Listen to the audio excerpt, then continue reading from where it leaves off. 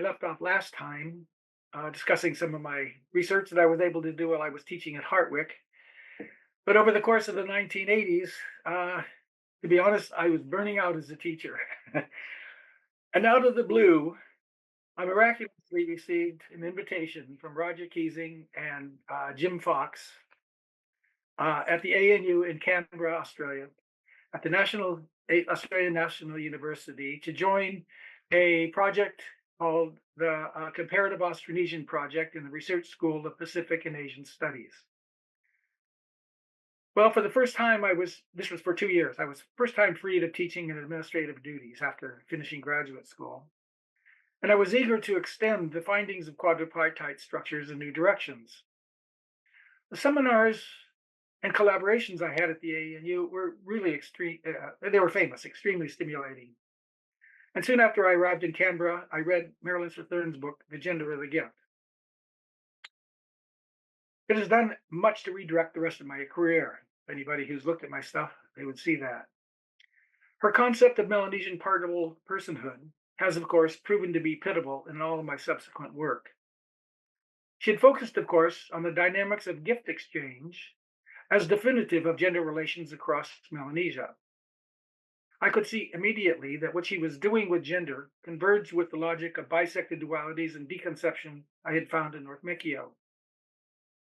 My first publication explicitly employing the concept of partial personhood was my 1992 article, Motherless Sons, which engaged again with Marshall Solons's structural history. Divine chieftainship or kingship was central to Solons's analyses of Polynesian social change. Chiefs, in his view, were living embodiments of ancestral spirits and other gods, like North Mechio chiefs too. Whenever the chief acted, his followers did so as well, in step. In that, Solons was using Louis Dumont's notion of hierarchy. Now, chief's agency for Solons consisted in expansively incorporating his profane followers into his own divine person when he acted. In North Mechio feasts, however, chiefs and sorcerers, sacred powers worked the other way, when it was the followers who received and consumed food detached from their divine leaders. That way, the person of the chief was reduced, not expanded. Well, that paper served as a model for later essays demonstrating the applicability of particle personhood to analyses of social change. The most substantial piece of research I did on the Austronesian project involved a deep engagement with the structuralist theorizing of French anthropologist Louis Dumont, who Solons was using. As a student of Lévi-Strauss, Dumont was considered a structuralist, but he was doing it his own way. He developed a novel theory of hierarchy based on his studies of the Indian caste system. Till then, the term hierarchy referred almost universally to social and political inequality. But in India and other non-modern societies, Dumont argued, hierarchy instead was a matter of typically dualistic values ranked according to their superiority and inferiority. With India, the superior master value was purity, impurity was the inferior value. So religious Brahmins were most pure, untouchables were the least pure. And he argued that other prominent values of Indian culture were organized accordingly, often in concert with purity and impurity. So he suggested the same structure might be found in Polynesia, which was already recognized as another non-modern society noted for its ranking and hierarchy, at least in political terms. Our project then recruited numerous Pacific specialists to come from overseas to conduct a working conference investigating hierarchy in Oceania. Margaret Jolly and I were appointed to edit one of those 2 volumes to come from those discussions. Ours was titled Transformations of Hierarchy. As the nominal structuralist, I was given the task of clarifying for the group what Dumont actually meant by hierarchy. That was necessary insofar there were some conflicting views among our contributors on that point. After digging deeply into the copious literature, I came to several conclusions that laid it out in my introductory essay, Transformations of Dumont. Over decades, his thinking had changed many times. His definitions of hierarchy changed, and sometimes they contradicted each other. Eventually, I realized he was struggling to substitute purity and impurity for the classic Durkheimian dyad of sacred and profane for religion generally. And drawing on other analyses of caste, I tried to show that Indian purity and impurity were actually subsidiary to sacred profane, as typically expressed in Indian sacrifice rituals. I then used Valeo Valeri's treatment of ancient Hawaiian kingship and sacrifice to demonstrate how, in Polynesian religion, purity and impurity were regulated through sacrificial exchanges between people and gods. For Polynesia, at least, my conclusion was entirely antithetical to Dumont. Now, my other contribution to the hierarchy volume, Junior Chiefs and Senior Sorcerers, was on North Mekio chieftainship. I showed how the dynamics of clean and dirty underpinning mortuary feasting were analogous to purity and purity in Hawaiian sacrifice. Now, those engagements with Dumont at the ANU proved to be critical in my later research on the Trobriand Islands and Christianity. Well, for lack of research funds during the years I was teaching at Hartwick in New York, I was unable to return to North Mekio for 13 years. My ANU fellowship solved that problem. In 1990, I arranged a 3-week visit to MIPA with my family. Several of my closest associates had died, including Kaiba. He was bitten by a snake a year after I had departed. But many others I knew earlier were still alive and active. Superficially, things have not changed much, except for one thing. Money was being used much more than previously. In the old days, we never used money. We only bought goods to exchange with people for food and stuff. And talk of money and stored goods bought with money dominated a lot of the conversation. I learned enough to motivate me to return whenever I could manage to do so. So after finishing my ANU fellowship in 1991, I had to return to Hartwick to teach some more for another couple of years. But then in 1993, the chair at Auckland University in social anthropology was advertised and we applied. Apparently, my Hartwick administrative experience and recent publications got me the job. Now, the Auckland department had suffered many years of intense internal discord. It was kind of infamous at that time. And most of it was concentrated in social anthropology. On top of personal grievances, the Marxists were pitted against the structuralists. And my struggles to pacify relations over 8 years absorbed a large share of my energy at Auckland. Staff had been competing for access to students, especially postgrads. Now, selection of who would lecture in the introductory social anthro course for entering students was particularly controversial. Sensing this at my first staff meeting, I took that responsibility on myself. So semester after semester throughout my tenure there, I taught that course twice during a week, in fact. But fortunately, had my Hartwick anthro courses with me. So I was delivering it to the student body at Auckland was an enormous challenge and learning experience I shall always treasure.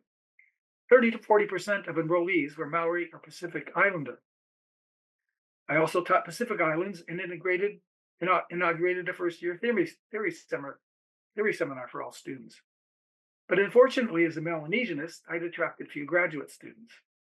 I was successful, however, in getting some research grants from NIA and Benner Grin in the US and the Marsden Fund in New Zealand. So with those monies, I was able to return to MIPA in 1993-94 for 4 months of extended research, the first since 1976, really. And again, I was able to find money and commodities, discussion about them intensified. For centuries, as Hawofa, not centuries, decades, as Hawofa described, Mekio were actively engaged in the Port Moresby beetle nut market, which involved lots of transport of those goods to town. But North Mekio, because of the distances and of travel and so on, were excluded from that. But in 1990 to 94, there was a drought that brought North Mekio back into the market by the planting of Daga uh, beetle pepper that you choose with areca nut. It is mildly addictive, and virtually all the people living in Port Moresby, at least the local Papua New Guineans, are addicts. Now, shallow-rooted pepper vines uh, planted elsewhere along the coast just simply dried up in the drought. But the extension of the Hirahotano Highway to cross the Viara River and the purchase of Atmore motors solved the transportation difficulty. But Maipa was at high elevations with plenty of rain throughout the drought, so their beetle pepper thrived.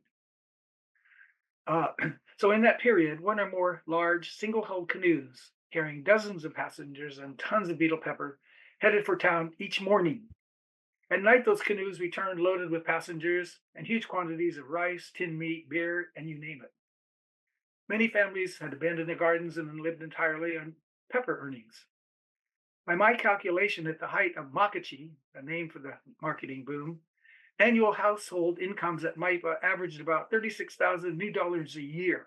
I mean, that's almost, as far as I know, unprecedented in the PNG. So that was about $1.8 million for the village as a whole annually.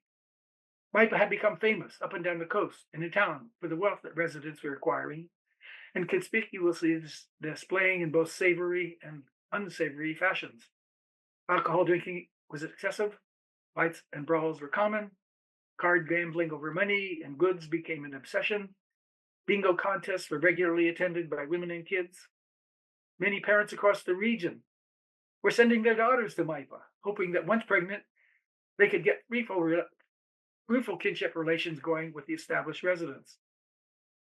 A few local entrepreneurs procured video players and TVs for entertaining the community with crap Hollywood and Asian movies, charging 50 cents per person. Rambo and martial arts flicks were particularly popular. It appeared that Maipans had converted from a subsistence-based to a commodity-based economy. Well, in my 1999 paper, Magical Money, I showed how the early 1990s Makati boom was based in conceptions that were fundamentally different from those of neoliberal capitalism. Money or money things bought with money were not treated as objects, categorically distinct from subjects who had held and transacted them. The excesses of North Mekio Makachi were based instead on interpersonal relations, expressive of the same sorts of agency as traditionally employed in magical spells and charms for gardening, hunting, sorcery, mortuary feasting, and especially courting. Success in acquiring and possessing and displaying money and commodities was attributed either to the invisible powers originating with ancestral spirits or in hearing in money and commodities, thus ultimately the powers of the PNG government. And the logic was simple. Those people with lots of money and manufactured wealth held hot magical powers for changing the minds of people who lacked them. Possession of great wealth even held a kind of hot power over one's own desires and actions. Having lots of money and money things was seen to be kind of like an automatic sorcery upon yourself. It changed your own mind, or that of rich people, to do the things they otherwise wouldn't be doing. The adoption of Western manufacturing for daily wear, which figured prominently during and after the times of Makachi excess, provided a clear example of this transformation.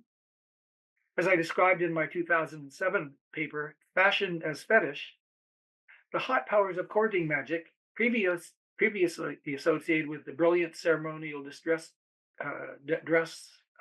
displayed at mortuary feasts for which Meki were famous, were transferred over to imported brand name garb of Western youth culture. Printed t-shirts, short pants, sweatshirts, colorful dresses, all emblazoned with sporting and entertainment symbols. New items of clothing in particular were subjected to magical treatments similar to those applied traditionally to hair, face paint, bark cloth, grass skirts, shell valuables, people's skin, and so on. Thus treated, garments were not merely utilitarian objects. They were visible evidence of the wearer's hot magical powers. Powers needed for acquiring expensive clothes in the past and prospectively for the future. Similarly, men in particular made a big show of getting drunk on alcohol. Adolescent women would tell me, those are the kind of men we want to marry, men who could acquire money like that. They'd be stumbling around senselessly. That's who they wanted to marry. Again, money was functioning hot, not merely as cash, but as a magical charm, a transactable part of the owner's person, capable of eliciting desired behaviors and reactions from other magic. From other people, sorry, it was magic. Now, card gambling had been introduced early on by European colonials and became a conspicuous feature of the early 1990s Makachi. It similarly incorporated indigenous magical practices that operated according to the partability of persons, parts, and powers. Winning at cards was attributed to lucky or luck, but North Mechio lucky carried meanings different to the familiar Western notion of random secular good fortune. As I described in my 2010 Lucky Charms paper, North Mechio regarded gambling wins and losses as indices of the potency of their personal confidence in magic. That heat or power came either from ancestral spirits or the distant originators of money in the first place, basically the manufacturers of government. So with courting and hunting magic especially, gambling charms were used to ensway their opponents to recklessly play so that they would lose. So money and many things were not mere objects, again, but magical items tied to the persons who held and exchanged them. During the years of at Auckland, when I was doing field work at MIPA, I gathered data that challenged the usual assumption that succession to North Mechio and royal chieftainship was somehow automatic. As I noted in episode 3, prior to Godelier's study of great men, you were either there was chiefs or big men, hereditary or non-hereditary. One reason Godelier's great men attracted attention was the apparent ambiguity or combination of their egalitarian and hierarchical credentials. My 2012 paper, The Making of Chiefs, I showed that hereditary succession to both chiefs and big men and great men was not necessarily based on heredity. Those relations consisted of complex reciprocities where knowledge, labor, and other pertinent detachable components of their respective persons were exchanged. That exercise thus provided a clear instance of the relevance of partability theory to a crucial dimension of oceanic sociality beyond Strathurnian gender. Now, the beetle pepper Makachi boom of the early 90s ended abruptly with the return of seasonal rains and the end of the 4-year regional drought.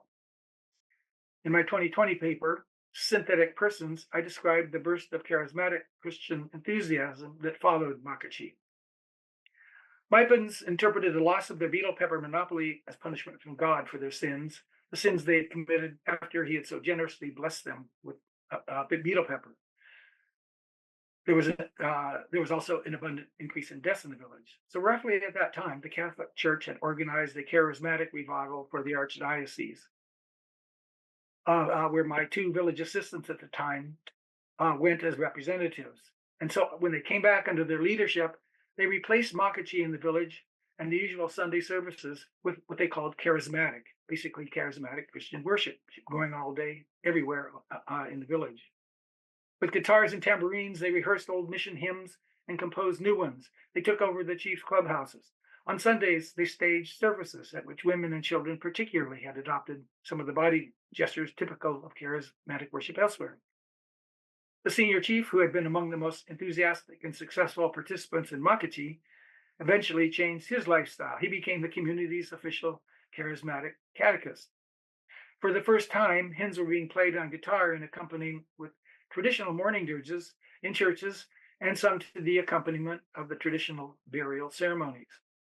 Some families held nightly prayer sessions at their homes, and so on. Observing all this, I was struck by the extent to which Mipans developed the new forms of worship around God, Jesus, Mary, the saints, and even the devil. But I was struck also by how the new rituals incorporated beliefs and practices previously associated with ancestral spirits and pre-charismatic Catholicism.